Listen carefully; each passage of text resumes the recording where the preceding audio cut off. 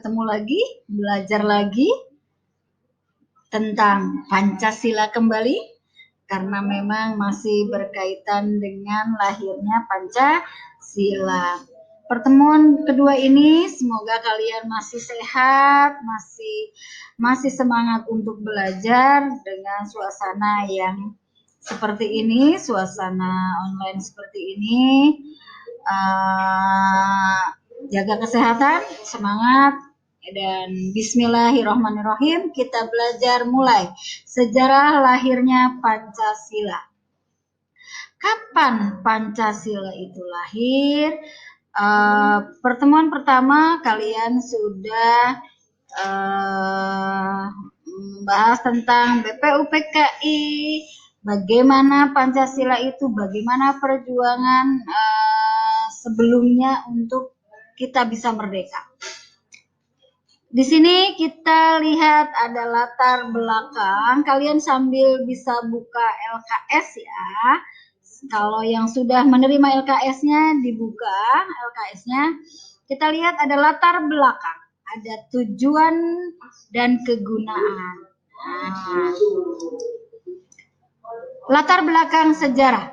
Di Indonesia pertama adalah agama Hindu dan dilanjutkan dengan agama Tet abad 13 dan selanjutnya. Kalian bisa lihat. Kemudian pergerakan. Sejarah pergerakan Indonesia. Sebelum negara Indonesia terbentuk, bentuk pemerintahnya adalah kerajaan-kerajaan.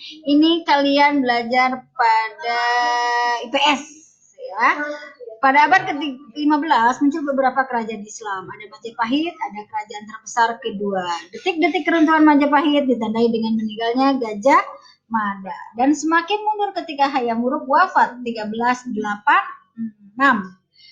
Di sini ada VOC runtuh pada tahun 1799.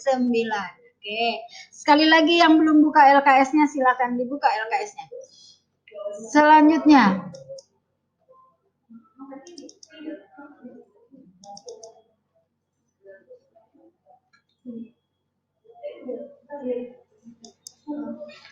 menuju kemerdekaan. Paham-paham baru masuk Indonesia dimulai ketika masuknya bangsa Eropa pada 1870. Belanda telah membuat kebijakan untuk daerah kolonialnya. Golongan humanis adalah golongan yang ingin menghapus kultur stil tanam paksa, yang kita kenal adalah tanam paksa Rodi. Dan pada tahun 1870 dianggap dengan batas akhirnya tanam paksa, kemudian dikeluarkannya Undang-Undang Agraria. Ini proses menuju kemerdekaan. Kemudian, menurut Van Deventer, kemakmuran bangsa Belanda dikarenakan kerja dan jasa orang Indonesia. Benar nggak? Betul. Oleh karena itu, Belanda berhutang budi dan harus membayar dengan menyelenggarakan trias. Pada abad selanjutnya, perlawanan terhadap Belanda masih bersifat lokal. Masih perlawanan bersifat negatif. Ada juga yang berlindung pada kekuatan gaib, musyrik. Dan ini model perlawanan menggunakan kekuatan gaib ini mengandalkan pemimpin yang harismatik. Namun perlawanan ini mempunyai kelemahan. Jika pimpinannya ditawan, mereka akan berakhir. Kemudian pada tahun 1900 barulah perlawanan bersifat positif, menggunakan taktik modern dan persenjataan, memberikan pendidikan barat kepada bangsa Indonesia telah disesali oleh Belanda. Dan juga pembiaran perkembangan Islam juga disesali oleh Belanda. Sementara itu, Jepang mengalahkan sekutu di Pearl Harbor pada tahun 8 Desember 1941 dan kemudian mengambil kekuasaan dari Belanda pada tahun 1942. Oke, kemudian selanjutnya, menurut Muzianto, keterlambatan kita merdeka dibanding negara Filipina dan Burma dikarenakan 4 faktor. Oke, kalian lihat Menurut J. Mujianto, keterlambatan kita merdeka dibanding dengan negara Filipina dan Burma dikarenakan satu, pemimpin-pemimpin Indonesia dan Jepang belum mengadakan perjanjian apapun. Kedua, berhubungan dengan hal pertama, Jepang terpaksa mempertimbangkan waktunya. Ketiga, 1 Maret diumumkan sebagai pembentukan BPUPKI terjadi tawar-menawar antara Indonesia dan Jepang. Kemudian yang keempat adalah 5 April 1945 Kaiso jatuh di kabinet Suzuki yang menggantikannya tidak bisa langsung mengambil pernyataan dari Kaiso. Kemudian perumusan Pancasila. Perumusan Pancasila. Untuk mendapat simpati bangsa Indonesia, bangsa Belanda membentuk BPUPKI atau dikenal kalau sama orang Belandanya disebut Jobit Theo Sakai. Dengan susunan anggotanya adalah Ketua Dr. Rajiman Widodoningrat. Ini Ketua BPUPKI. Ketua muda, namanya susah ya, itu Bang Mas. Ketua muda, RP Suroso merangkap sebagai ketua. Dan ada 60 anggota lainnya. Kemudian, sidang pertama BPUPKI. BPUPKI mulai bekerja pada 28 Mei 1945 dan pada keesokan harinya dimulai sidang-sidang yang menjadi pembicara. Dari sidang ini adalah Muhammad Yamin, Mr. Supomo, Dr. Muhammad Hatta, dan Insinyur Soekarno. Sidang pertama BPUPKI. Oke, lihat.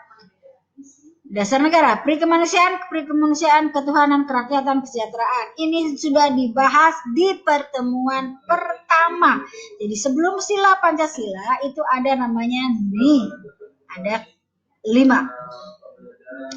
Kemudian Profesor Supomo. Supomo ini mengusulkan dasar negara sebagai berikut. Teori negara perseorangan, teori berdasarkan golongan, dan paham negara integralistik. Oke, selanjutnya Insinyur Soekarno 1 Juni 1945. Beliau juga mengusulkan rumusan Pancasila. Ada kebangsaan Indonesia atau nasionalisme, internasionalisme, mufakat, kesejahteraan, ketuhanan, yang kebudayaan. Kemudian, setelah berbagai usulan terpampang, selanjutnya dibentuk suatu panitia kecil yang berjumlah 8 orang. Yang terdiri dari, diingat, panitia kecil. Ada 8 orang yang bernama Insinyur Soekarno, Dr. Andes Muhammad Hatta, Sutarjo, Kiai Haji Wahid Hasim, Ki Bagus Hadi Kusumo, Otto Iskandar Dinata, Muhammad Yamin, dan Mr. Maramis. Kemudian selanjutnya panitia 9 tersebut sidang pada 22 Juni dan sidang 22 Juni ini menghasilkan kesepakatan. Alinea keempat dalam rumusan dasar negara sebagai berikut. Ketuhanan dengan kewajiban menjalankan syariat Islam bagi pemeluk-pemeluknya. Kedua, kemanusiaan yang adil dan beradab. Ketiga, persatuan Indonesia. Keempat, kerakyatan yang dipimpin oleh hikmat kebijaksanaan. 5, keadilan sosial bagi seluruh rakyat Indonesia. Alinea keempat dalam rumusan. Jadi panitia 9, 22 Juni 45 mengeluarkan kesepakatan 5 ini. Ingat, panitia 9 sidang pada 22 Juni 45 menghasilkan 5 kesepakatan. Oke. Kemudian sidang kedua BPUPKI tanggal 10 sampai 16 Juli 1945, BPUPKI mengadakan sidang kedua. Pada sidang kedua, ada 2 panitia yang dibentuk. Panitia Perancang Undang-Undang Dasar dan Perumusan Rancangan UUD, Insinyur Soekarno melaporkan hasil kerja Panitia Perancang Undang-Undang Dasar pada 14 Juli. Dan pada tanggal 15 dan 16 Juli diadakan sidang untuk menyusun Undang-Undang Dasar berdasarkan hasil kerja dari Panitia Perancang Undang-Undang Dasar. Pembentukan PPKI. Nah, kalau tadi BPUPKI, kalau sekarang PPKI. Kenapa? Dari BPUPKI diganti menjadi PPKI. BPUPKI dibubarkan oleh Jepang pada tanggal 7 Agustus 1945 dan kemudian dibentuk kembali oleh Jepang dengan nama PPKI atau biasa orang Jepang memanggil dengan Dokuritsu Junbi Linkai. Dokuritsu Junbi Linkai adalah nama lain dari kata PPKI. PPKI beranggota 21 orang. Ditambah 6 orang lagi oleh ketua PPKI sehingga jumlah anggota PPKI ada 27. Nah, sekali lagi, kapan pembubaran BPUPKI? BPUPKI dibubarkan oleh Jepang pada tanggal 7 Agustus 1945. Dinamakan dengan Dokuritsu Junbi Linkai.